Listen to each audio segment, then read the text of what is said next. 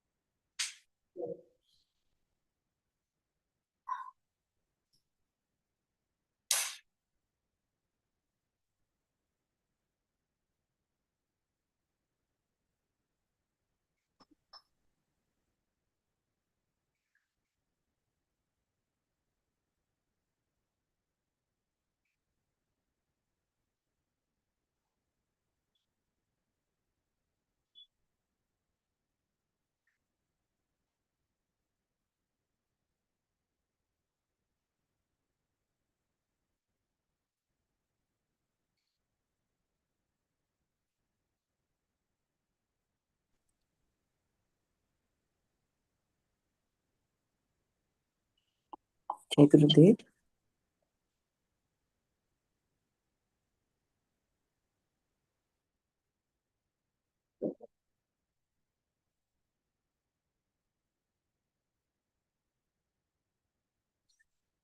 So this is where we stopped yesterday.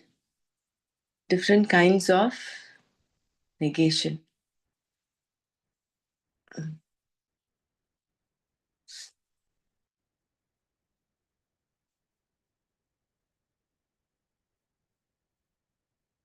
So Shankara was bringing in the Purva Pakshi who kept saying Atma is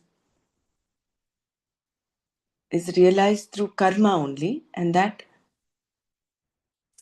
I'll just quickly go through this once. The real meaning of sannyasa. The person who is a sarvakarma sannyasi is called a vidwan, one who is wise. All the karma that the vidwan has done so far, all the prayers, yoga, and other forms of discipline, and even a life of sannyasa, have found their fulfillment in this sarvakarma sannyasa. Thereafter, Shankara said there is no question of such a person doing certain karmas in order to create some result. There is nothing more to do. All the prayers have been fulfilled in this particular discovery, and it is for this discovery alone that the prayers and other karmas were performed.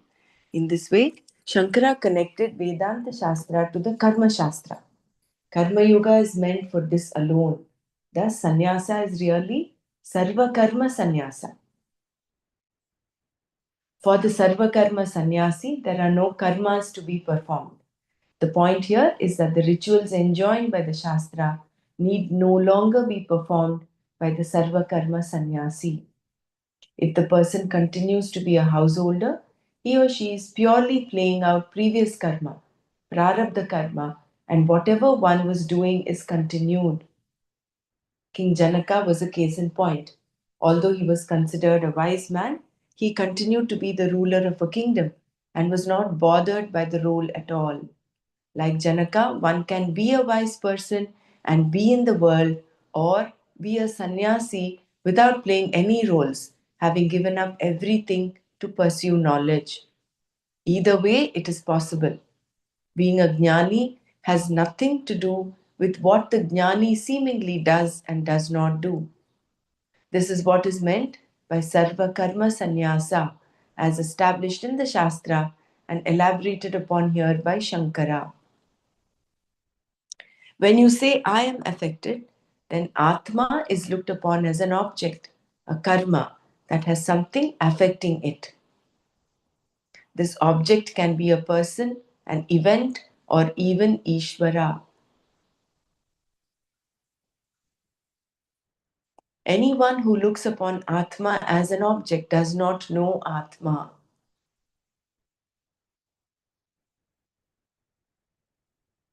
So, here, when we say God is testing me, then we are actually we are putting ourselves in the role of an object that we are acted upon by Ishvara.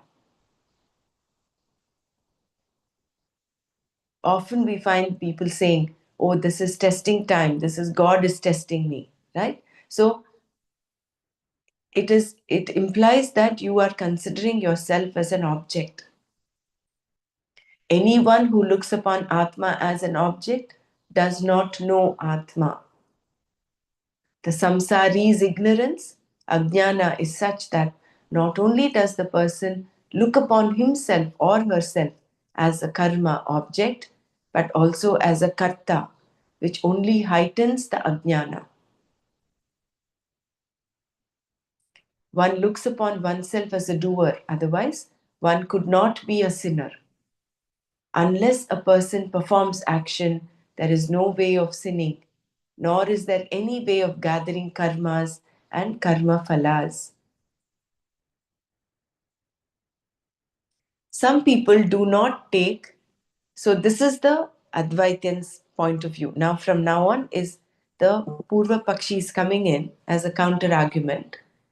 Shankara is bringing it in to clarify what is meant by Atma is not a doer. Some people do not take the body as Atma, but believe that there is a survivor of this body. Most religious people believe this to be so. Even the nihilists, Buddhists, believe that you are born again and again. Therefore, moksha for them is realizing that the Atma is a zero, non existent. They believe in the survival of the Atma until enlightenment, whatever their concept of enlightened may be.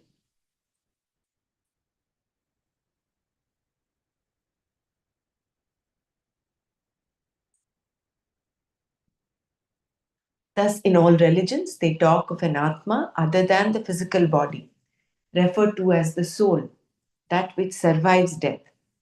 Any given soul is the Karta. He or she is the sinner, and so on. It is a belief, but at the same time, people do look upon that Atma, the survivor, the soul, as one who is subject to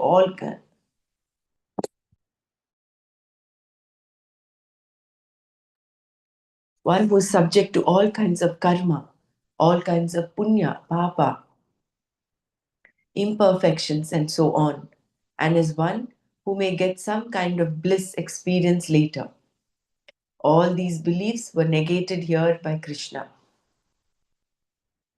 Bhashyakara mentions specifically those who consider themselves to be great scholars and yet say there is no way of knowing the Atma.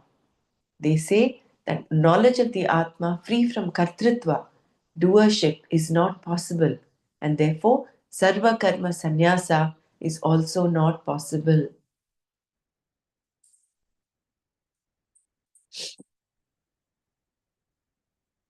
I am not the doer. It was pointed out that sarva karma sannyasa is only possible if Atma is not a doer, a karta. Only when one understands I am not the doer, aham akarta, does the renunciation of all karmas take place naturally. If the knowledge that I am neither a doer nor an enjoyer has arisen in someone, then sarva karma sannyasa is accomplished by that person. Only if the knowledge itself cannot take place is sarva karma sannyasa an impossibility. But on what basis can you say this knowledge cannot take place? Are you saying such an Atma is not there? And if so, upon what do you base your statement? You cannot say that Atma is not there, since the very act of saying so presupposes an Atma. Because you are existent, you are talking. Therefore, no one can say, I am not there. In the existence of Atma, then there is no doubt whatsoever. If the doubt is not with reference to the existence of Atma, then it is with reference to the Atma being akarta.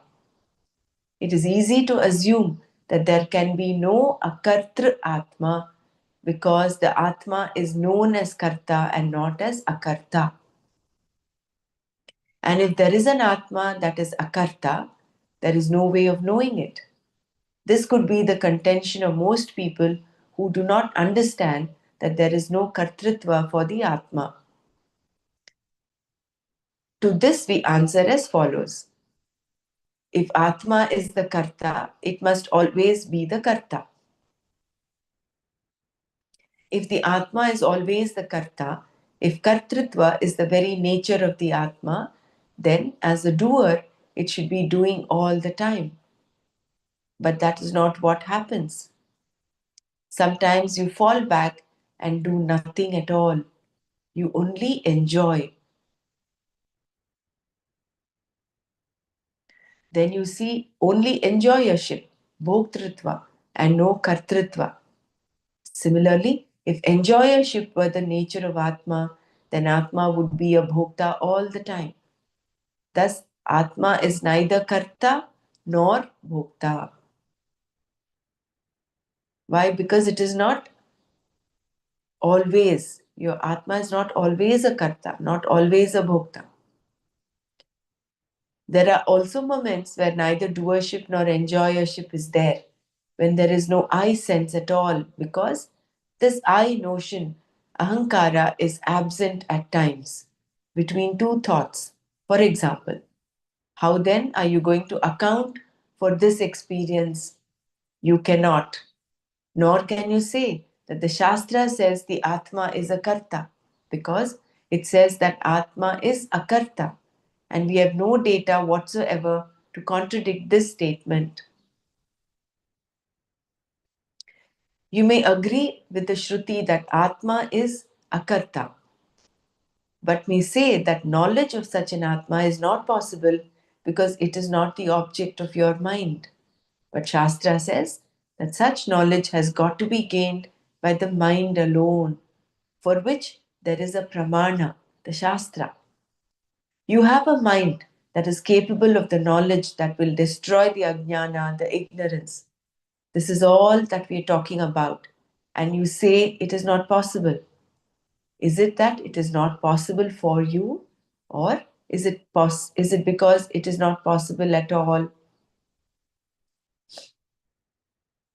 So the next one is Atma can be known. So how very systematically from Atma being a karta and bhokta, that it is not karta, no, not a bhokta, but is an akarta. And then how this knowledge of Atma can be known. How can I gain the knowledge of akartra Atma? I cannot see the akartra Atma here. I cannot see the akartra Atma. Here, Shankara says,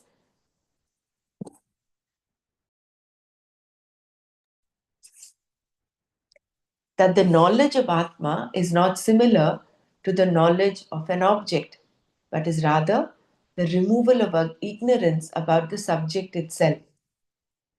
There is a knower who has ignorance about himself or herself, and removal of that ignorance is the only knowledge being discussed here. This knowledge, vritti jnana, is I am not the doer. Aham akarta. This thought, vritti, is capable of destroying the ignorance about oneself. A particular fact that I am the Atma, the non doer, is not known, and ignorance of this fact is removed by a vritti brought about by the teaching Upadesha. The vritti, having done its job, goes along with the ignorance. Where is the problem here? We have a complete methodology, prakriya for it, how exactly the knowledge takes place, and so on. If you say that it does not take place in your particular mind, antahkarana, then we will say that a certain type of antahkarana is necessary and that there are ways for you to gain it. This is why the Gita talks so extensively about yoga and so on. Because you do not want to accept something, you keep on talking about its impossibility. This is because of your commitment to a belief. You are not committed to truth. First, you commit yourself to a belief, to a faith, and then you explore for confirmation of that belief in the Shastra. One should have Shraddha in the Shastra and explore it to find out what it has to convey.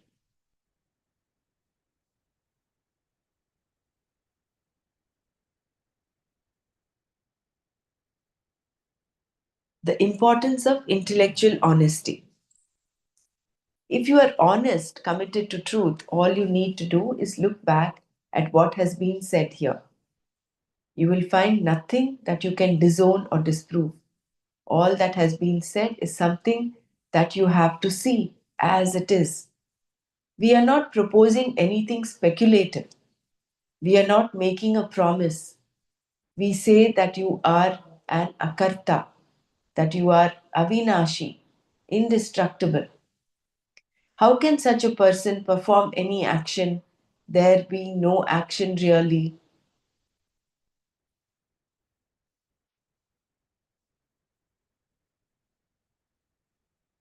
There are two types of negation. One is the physical negation, nisheda, and the other is negation by knowledge, badha.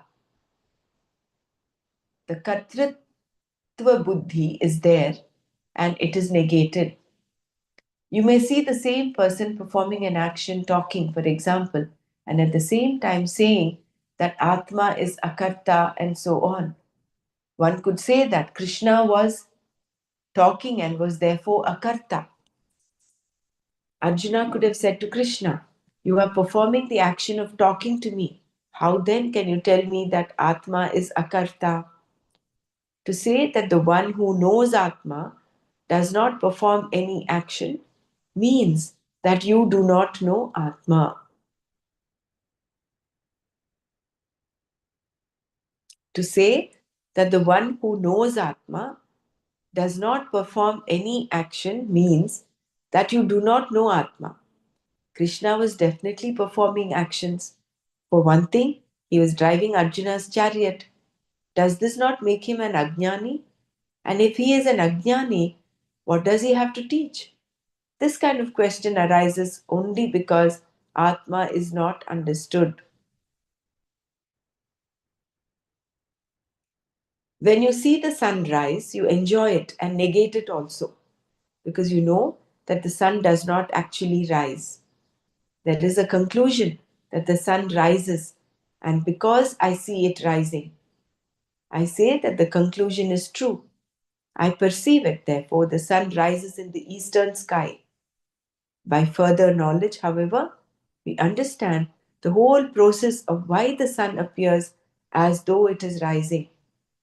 The sun rising becomes only an appearance and therefore is not a real rising, in that there is no real action of sun or action of rising on the part of the sun. Thus, seeing the sun rise, you negate it, knowing that it does not rise at all. This is negation by knowledge, badha. You see and you see and still you negate.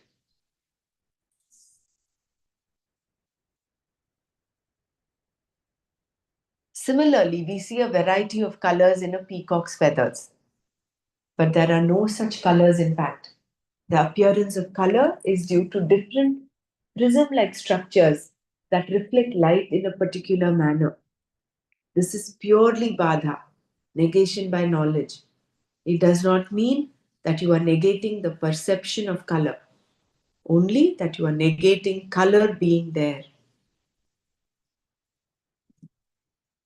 So, at the physical plane, you are able to see the perception, you are able to see color.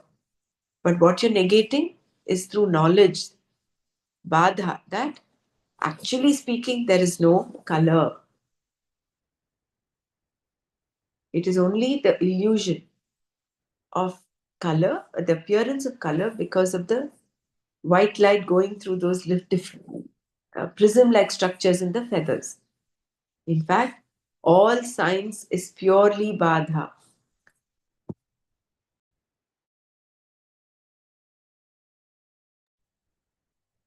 It goes on negating. It sees something and then finds that it is not true, and that something else is true instead. When you go after the substance of a given substance, what was previously considered to be the substance is found to have no substance because it has to depend on another substance for its existence. In this way, we find that any substantive loses its substance and still continues to exist. And although you have negated its existence, you may even use it.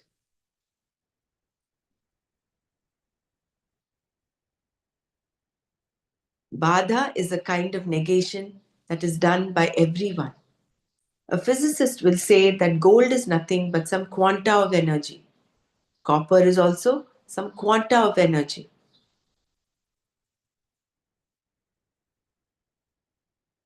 However, this does not mean that he will give his fiancée a copper engagement ring. Buying a gold ring does not in any way alter his knowledge that both gold and copper are but energy. This is also badha, negation. Seeing it, you negate it. Badha then is a different type of negation, and that is how the kartritva buddhi in the Atma is negated. Badha negation is not a simple negation. Once badha is there, regardless of what the jnani does, he or she knows that I perform no action. This is the knowledge, jnana, and there is no way of losing it. This is what we call sarva karma sannyasa. It does not mean that a person will not do any action. It means that the Satchit Ananda Atma does not perform any action. There is nothing more to be done. While performing karma, the Sarva Karma Sannyasi sees that there is freedom from action. In action, he or she sees actionlessness. The one who knows this is called Buddhiman. Such a person has the knowledge, buddhi, and has done everything that has to be done. Kritsna karma krit. Because he or she knows that Atma is akarta, always full, purna. Shankara spends a lot of time here quoting from later verses because of the importance of these two verses, these two sentences. He said that it would be shown that the one who has self knowledge, Atma Jnana, alone is qualified for Sarva Karma Sannyasa. Such a person is not bound by any more by karma. Therefore, whatever a Sarva Karma Sannyasi does, he or she does only because it has to be done and not because of any desired result. Because of the person's prarabdha karma, certain actions may be performed. This will be seen repeatedly throughout the Gita Shastra. What is relevant here is the initial conclusion that Atma is not subject to any change or destruction.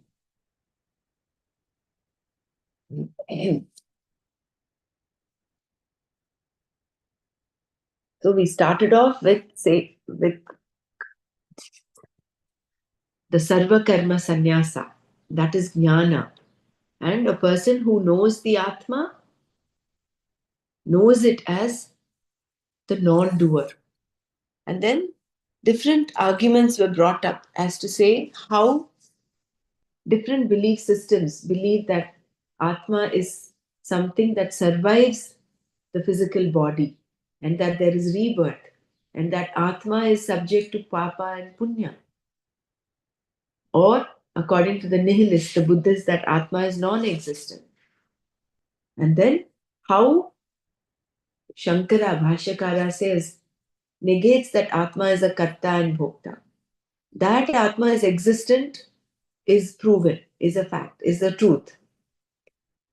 Because that is what you're saying. I am affected. Your the I exists. So that the Atma exists, there is no doubt. But is that Atma that exists, is that a Karta or a Bhokta? If it has to be a Karta, it has to be a Karta all the time. But that is not true. There are times when there is no, the Atma is not a Karta all the time. Example, in deep sleep. Similarly, is the Atma a Bhokta all the time? Neither is it a Bhokta all the time. That is, in the gap between two thoughts, there is no ahankara, and unless there is ahankara, you cannot attribute kartritva or bhoktritva to it. So that means, how do you explain this thoughtlessness, this space between two thoughts? How do you explain that? So that space between the two thoughts, where there is no thought, there is no karta, there is no bhokta, that is the atma, and that has no kartritva added to it, and therefore atma is akarta. And therefore atma is a bhokta as well.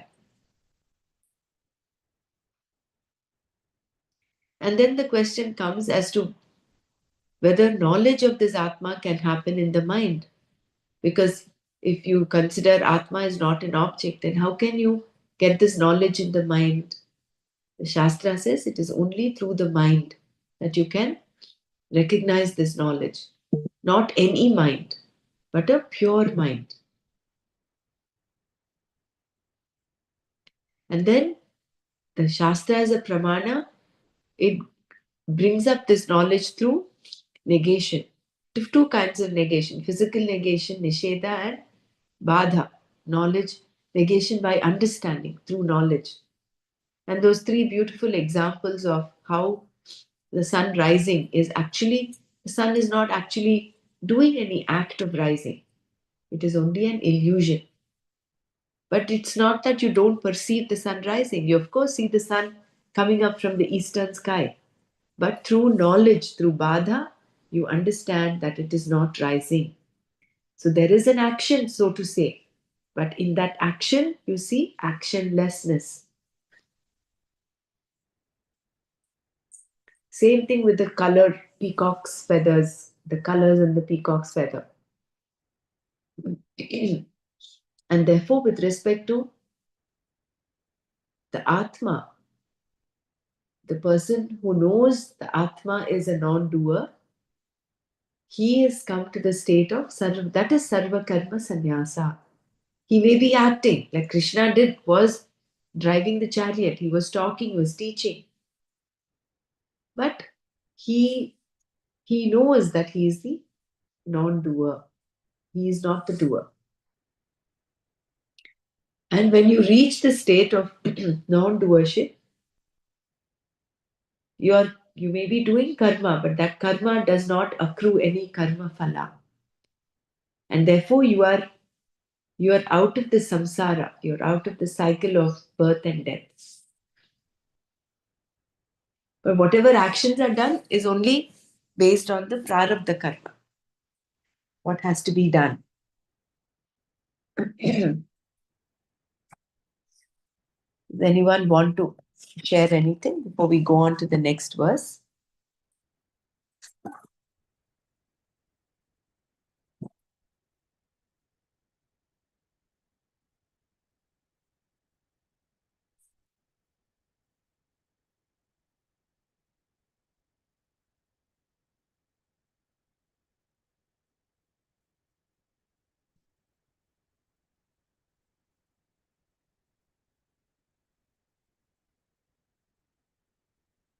So, moving further, वासांसि जीर्णानि यथा विहाय नवानि गृह्णाति नरोपराणि तथा शरीराणि विहाय जीर्णानि अन्यानि संयाति नवानि देहि.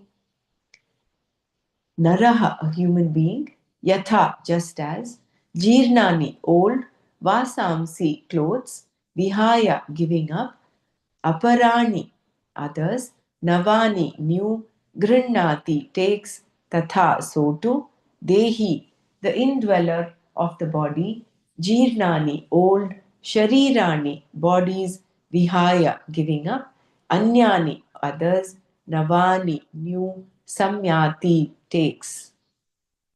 Naraha yatha जीर्णानि वासांसि विहाय अपराणि नवानि गृह्णाति तथा देही जीर्णानि शरीराणि विहाय अन्यानि नवानि संयाति. Just as a person gives up old clothes and takes up new ones, so too the indweller of the body gives up old bodies and takes others which are new.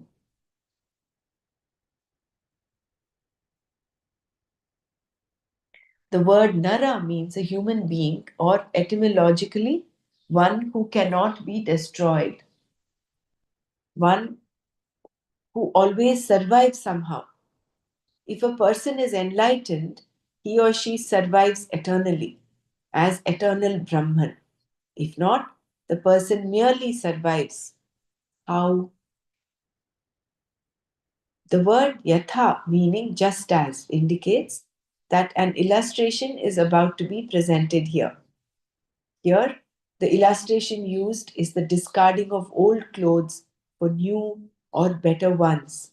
Vasamsi jeevnani vihaya aparani navani grinnati. Similarly, the old body, sharira, is given up and a new one is taken. The word sharira means that which is subject to disintegration. Bodies therefore become useless in time because of the natural aging process, disease, or abuse. The abuse may be caused by someone's wrong action, like murder, for instance, or by your own abuse. By slow suicide, like drinking and so on, a person destroys the body and thus it is rendered old and useless. Jirna. You are the one wearing the clothes and you keep on wearing them on this Sharira. They are with you only as long as you find them useful, and then, when they are useless, you throw them away and take on new clothes. This process is repeated again and again. Similarly, there is a wearer of this body who is the indweller of it. The indweller, Dehi, is the one who has a body, Deha. Just as the body is within the clothes, so too within this within this body, which is itself a costume, is the person, the indweller, Mr., Mrs., or Miss so and so, who takes new bodies. Anyani navani samyati. Giving up the old, one takes on the new. The idea here is that neither is that either way, Atma is Nitya. It does not die. It always keeps on going. Even when the Jivatva dies, the Jiva does not die. Only the notion dies. Krishna wants to point out here that Atma is always Nitya. Never does the Atma subject itself to disappearance. The Dehi, the indweller, continues to be. Here, certain questions can be asked. When a person is really old, the body is no longer useful.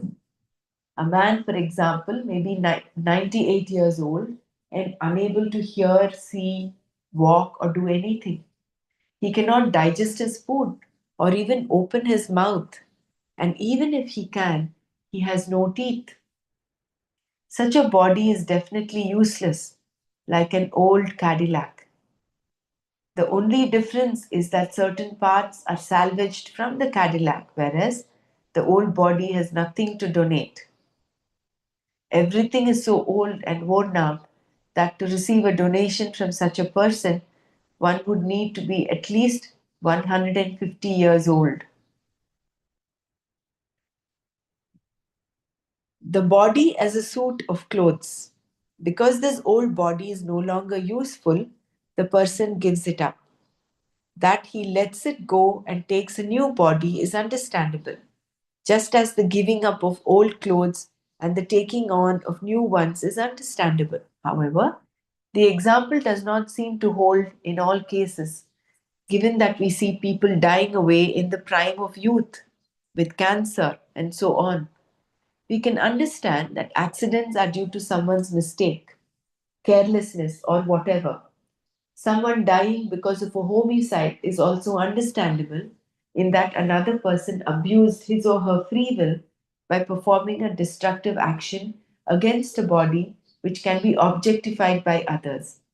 A bullet, for example, can destroy the physical body, Sthula Sharira, and once ruptured, the subtle body, Sukshma Sharira, can no longer live in it. Just as a car needs a few things with which to operate, spark plugs and so on, so too, there is a minimum requirement for the Sukshma Sharira to be able to operate within the physical body. There must be a heart and a kidney, for instance. If these are ruptured, the body is useless regardless of its age. Just as the new car you bought yesterday can become a wreck today, so too this body can also be wrecked. And because the Dehi can no longer run it, a new body has to be found.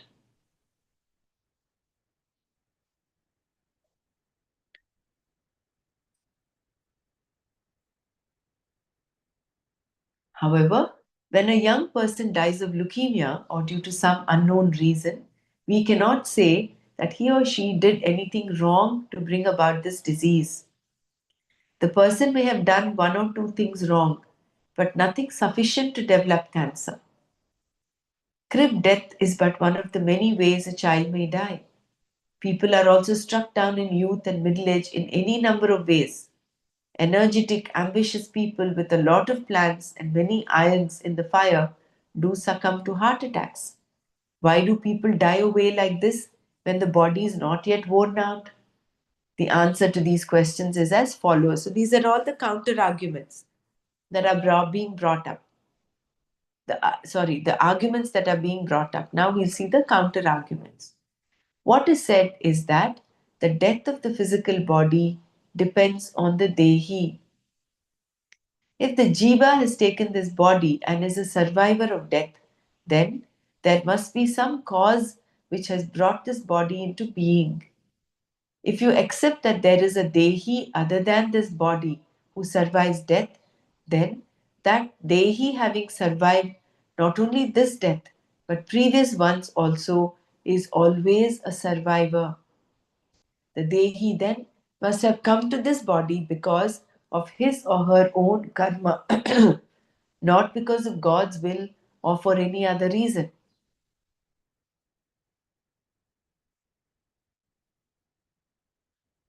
A God who willed suffering to people would be some kind of tyrant, a sadist, and would definitely require psychological treatment.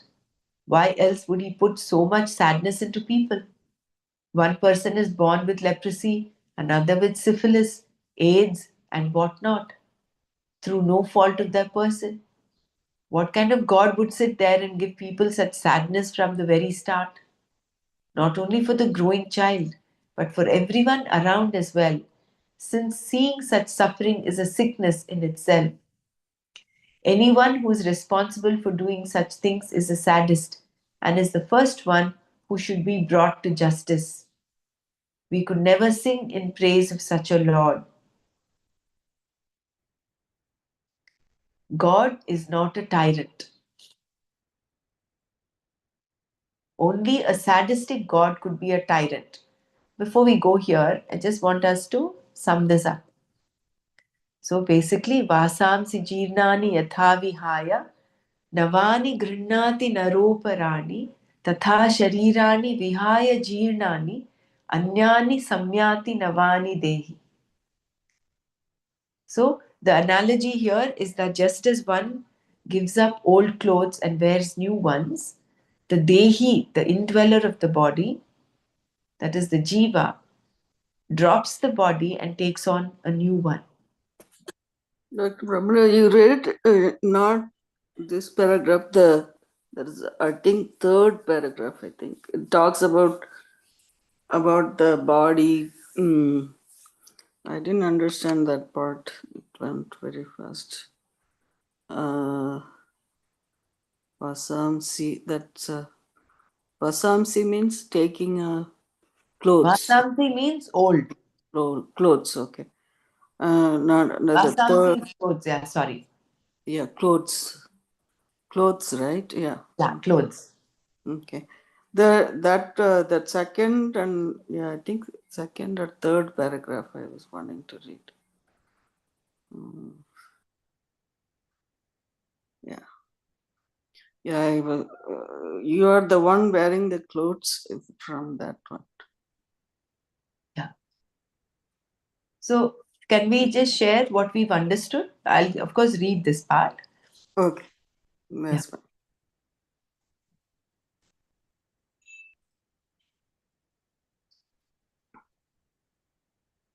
So the body can but the in the dehi can drop the body either when it becomes very old, like in the with the example of the old clothes, or there are times when even a young body, a body that is really fit, also is given up in the sense when it's subject to some accident, for instance, or is murdered by another person. So then how do you stick to this analogy of only when the body becomes old that it dies, or the analogy that new clothes are taken on when the old clothes become old? So for that, Mm. Shankara is explaining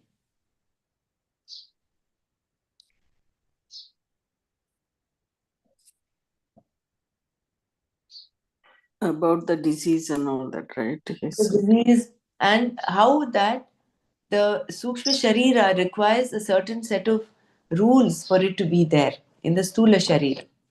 So once the Stula Sharira it gets ruptured, no matter Mm. whether it is young, old, or otherwise, the Sukshma Sharira cannot sustain in that. Stay in there. Yeah. Mm-hmm. So anyway, so that is the gist of that. We'll come back here. Mm-hmm. You are the one wearing the clothes and you keep on wearing them on this Sharira. They are with you only as long as you find them useful, and then when they are useless, you throw them away and take on new clothes. This process is repeated again and again.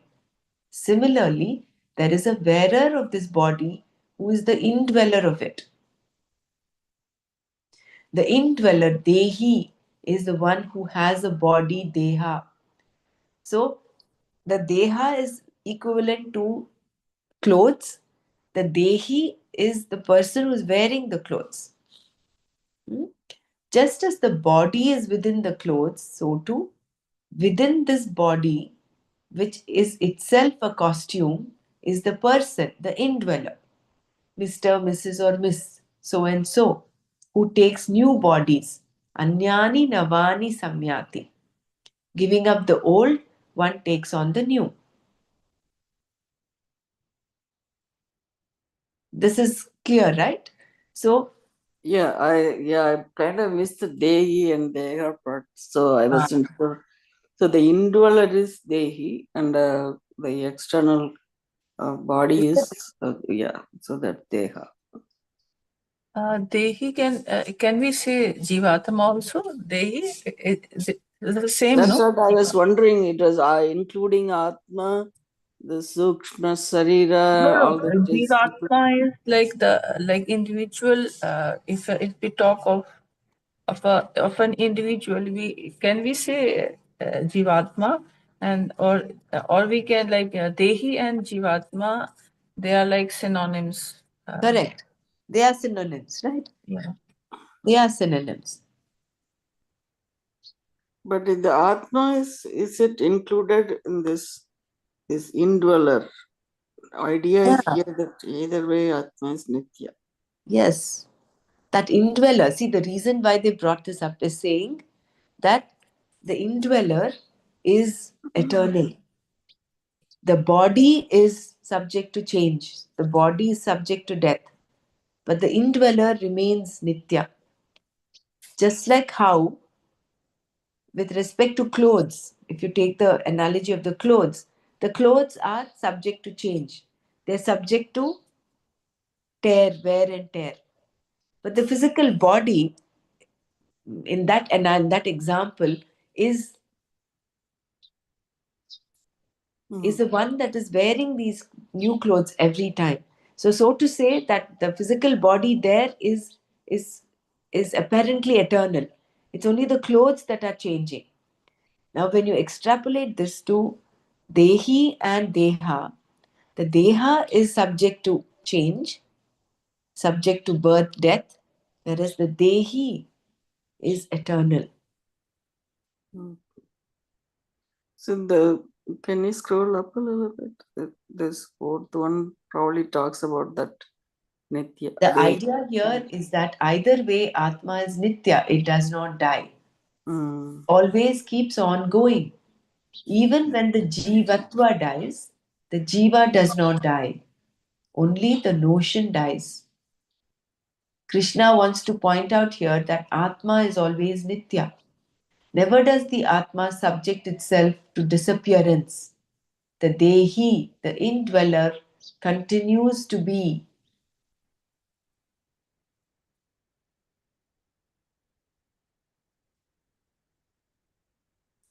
Here, certain questions can be asked. This we understood, right? The Dehi continues to be. Hmm. So Hmm? that is being permanent. Yeah. Okay. So Dehi, otherwise Atma, that's okay. Because that's why I was a little bit confused about that when we read it.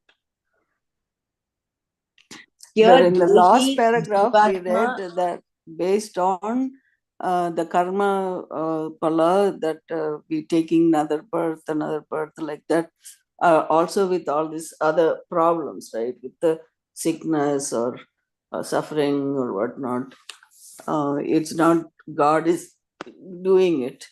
So it's all because our own doing, uh, meaning like is whatever the karma pala, what that action is causing this problem. So in that case, I was just wondering about that sukshma sarira where they talked about it earlier or here.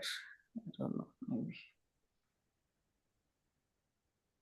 Yeah, I couldn't get the thoughts organized in my head, so that's why I went back. No problem. I will repeat this one.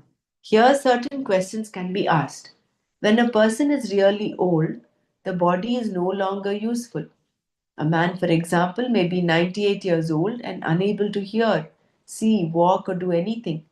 He cannot digest his food or even open his mouth. And even if he can, he has no teeth. Such a body is definitely useful, like an old Cadillac. The only difference is that certain parts are salvaged from the Cadillac, whereas the old body has nothing to donate. Everything is so old and worn out that to receive a donation from such a person, one would need to be at least 150 years old. I mean, that is a little deviation, but then basically the body is old. Nothing can be done, nothing can be salvaged from this old body. The body as a suit of clothes. Because this old body is no longer useful, the person gives it up. Then he lets it go and takes a new body is understandable. That he lets it go and takes a new body is understandable.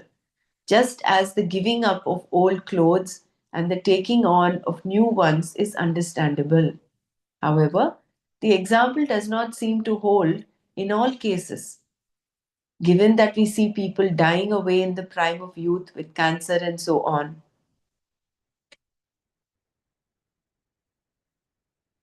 We can understand that accidents are due to someone's mistake, carelessness, or whatever.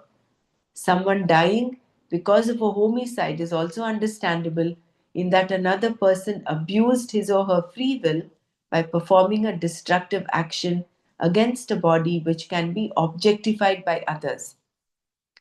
A bullet, for example, can destroy the physical body, sthula sharira, and once ruptured, the subtle body, sukshma sharira, can no longer live in it. Just as a car needs a new few things which to operate, spark plugs and so on, so too there is a minimum requirement for the sukshma sharira to be able to operate within the sthula sharira, within the physical body. There must be a heart and a kidney, for instance. If these are ruptured, the body is useless regardless of its age. Just as the new car you bought yesterday can become a wreck today, so too this body can also be wrecked. And because the Dehi can no longer run it, a new body has to be found. So, this is the explanation for you don't necessarily need For to the be old. Sushma Sarira getting wrecked, meaning like uh, damaged because of the disease or whatever accident other means, then the rest of the thing like Sushma Sarira cannot be in there. Right. So, this is the explanation given to understand that your body need not necessarily become old to give it up. Right, Even right. if it is young, it can be given up. The Regardless new of body the age. Yeah. can be taken because Mm. maybe by accident or by cancer or by Infection, yeah, a lot of murder. different things can happen. Yeah. Yeah. Mhm. All right. However, when a young person dies of leukemia or due to some unknown reason, we cannot say that he or she did anything wrong to bring about this disease. The person may have done one or two things wrong, but nothing sufficient to develop cancer. Crib death is but one of the many ways a child may die. People are also struck down in youth and middle age in any number of ways. Energetic, ambitious people with a lot of plans and many irons in the fire do succumb to heart attacks. Why do people die away like this when the body is not yet worn out? The answer to these questions is as follows. What is said is that the death of the physical body depends on the Dehi. If the Jiva has taken this body and is a survivor of death, then there must be some cause which has brought this body into being. If you accept that there is a Dehi other than this body who survives death, then that Dehi having survived not only this death but previous ones also is always a survivor.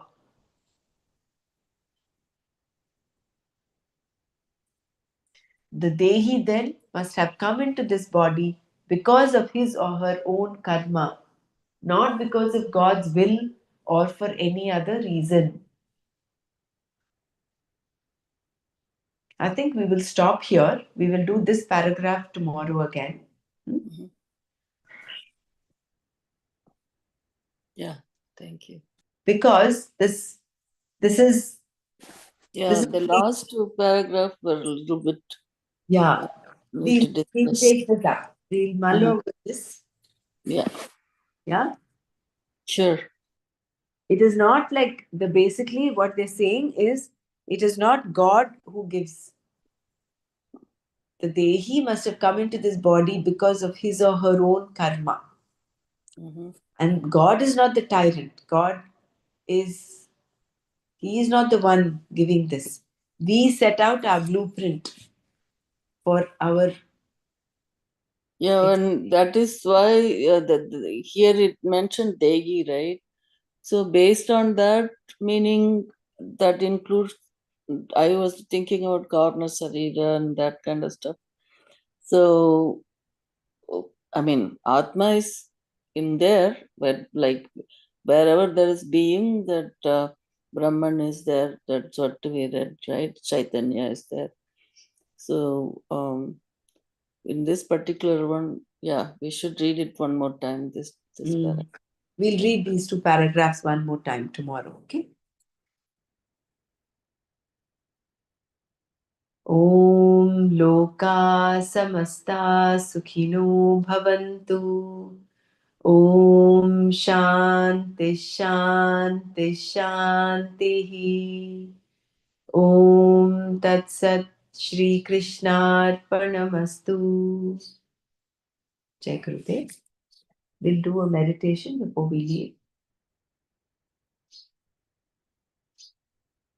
Just a second.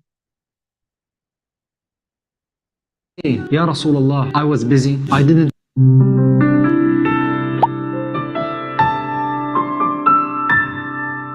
Let's sit in silence. Spine erect, eyes closed, आंखें बंद रखें, रीढ़ की हड्डी सीधा रखें, चेहरे में मुस्कान हो.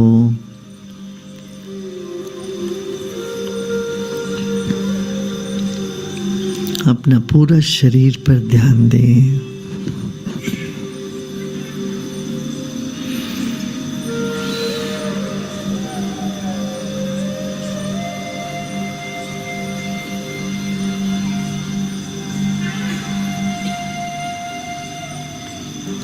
अरबों खरबों अणु परमाणुओं से बना है हमारा शरीर. Our body is made up of trillions and trillions of cells. And they're all changing all the time. Our body appears to be stagnant, but it is full of changes every minute. Like a river, it's ancient, yet the water is new every minute.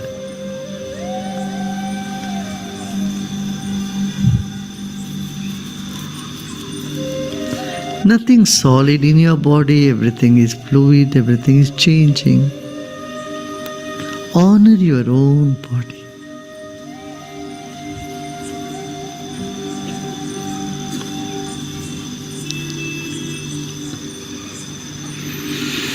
Our body is like the wick of a candle and the mind is like the glow all around it. And your mind has no face, no shape. It's just energy. आपका मन का कोई चेहरा नहीं है, कोई रंग नहीं है.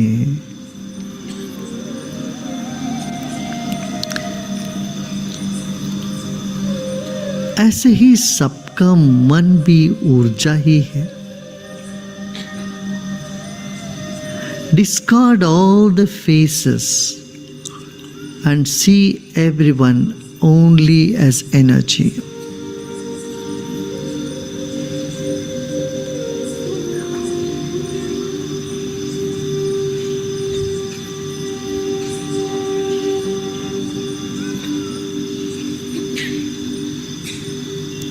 See everyone as just a silhouette, with no face, and just consciousness, just energy.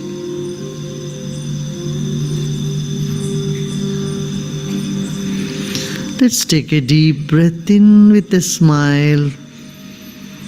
मुस्कुराते मुस्कुराते गहरी सांस लीजिए और मुस्कुराते मुस्कुराते सांस छोड़िए।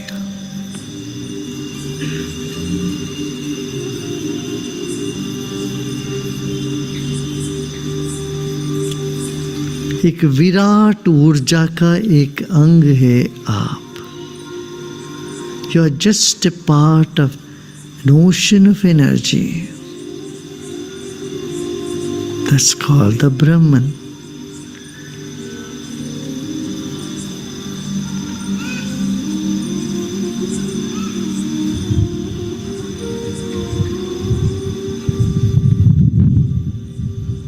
Let's take a deep breath in और ओमकार का उच्चारण करते हैं।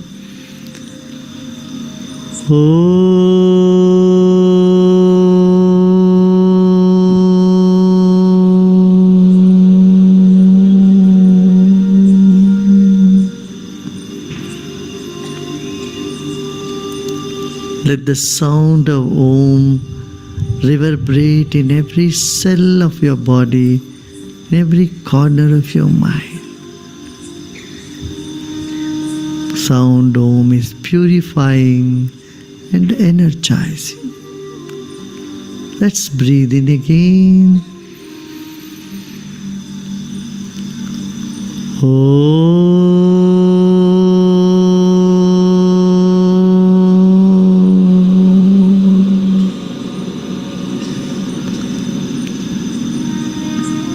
ओंकार एक एक कण को शुद्ध कर देता है और पवित्र कर देते हैं।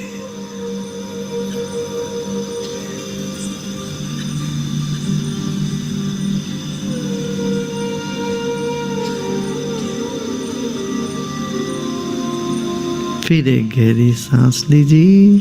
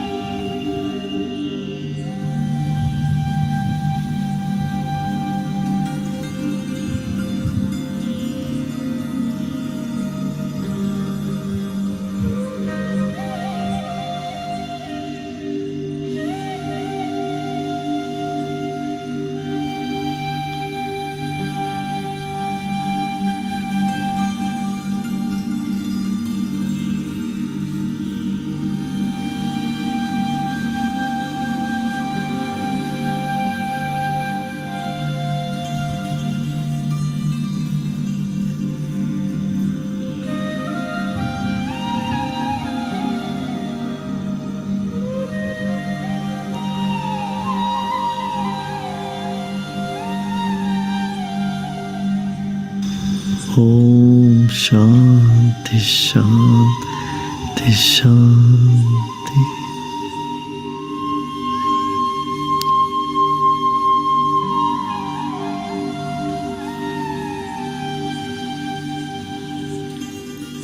धीरे धीरे शरीर और परिसर के प्रति सजग हो जाए।